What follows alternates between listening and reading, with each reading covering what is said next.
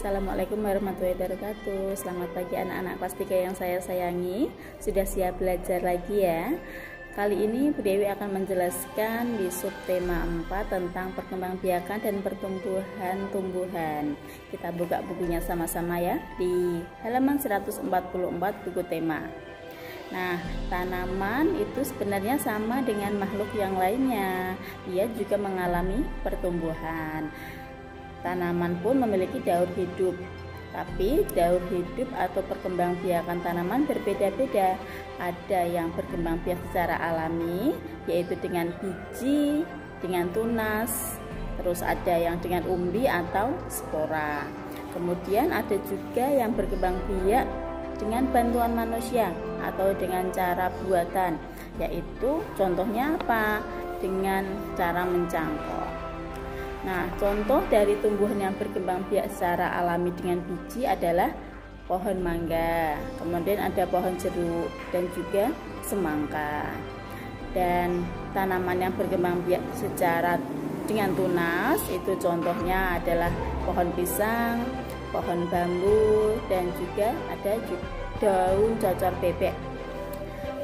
Untuk perkembangbiakan secara buatan atau yang dibantu dengan manusia, yang contohnya itu adalah pencangkokan, bisa dilakukan di pohon mangga juga ya, bisa. Nah, selain cara perkembangbiakan yang berbeda, tanaman juga memiliki jenis atau warna dan bentuk daun yang berbeda-beda pula. Nah, coba kita mengenal dari jenis daun tersebut ya, di halaman 147 ini contohnya seperti ini. Ada daun mangga, terus dia tanaman dari pohon mangga, cara perkembangbiakan dengan biji. Kemudian juga yang kedua ada tanaman cocor bebek, cara berkembangbiak dengan cara bertunas. Nanti coba dicari daun di sekitar rumahnya dan dikasih identitas seperti yang nomor 1 dan nomor 2 ya. Cari 1-5 daun. Nah, itu tugasnya. Kemudian di halaman 149. Nah, setelah mengerjakan tugas tadi, cari daun-daun yang kering ya. Daun-daun yang kering untuk dibuat mozaik. Di halaman ini 149, daun kering atau biji-bijian dari tanaman juga boleh ya. Mozaik itu apa? Mozaik itu adalah menempel daun kering atau biji-bijian kepada gambar agar bisa menjadi bagus atau rapi. Selanjutnya ada pertumbuhan tanaman dengan biji. Nah, di sini biji kok bisa tumbuh ya menjadi tanaman baru, karena biji itu terdapat embrio yang nantinya akan menjadi tanaman baru yang akan kecil menjadi kecambah tumbuh kemudian menjadi tanaman dewasa. Nah, di sini juga di dalam biji itu ada yang disebut dengan kotiledon. Kotiledon itu apa ya? Kotiledon itu adalah sumber makanan atau sumber cadangan makanan yang digunakan untuk ini tadi, embrio tadi, sebagai bekal agar dia bisa tumbuh. Nah, selain itu ada diselimuti dengan biji agar dia tidak busuk. Embrio dan kotiledon tadi diselimut dengan selimut biji. Selanjutnya di sini ada contoh perkembangbiakan semangka. Nah, kira-kira bisa enggak ya mengurutkan ini? Dari mana? Coba dari biji dulu ya, huruf D berarti biji, kemudian dia menjadi kecambah berarti huruf B. Terus setelah menjadi kecambah dia tumbuh kecil dan semakin besar berbuah.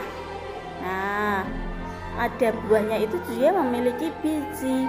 Nah, biji tadi itu juga nanti akan berkembang biak lagi. Jadi daur hidupnya berulang terus. terus. Selanjutnya di halaman 156 ada perkembangbiakan dengan tunas.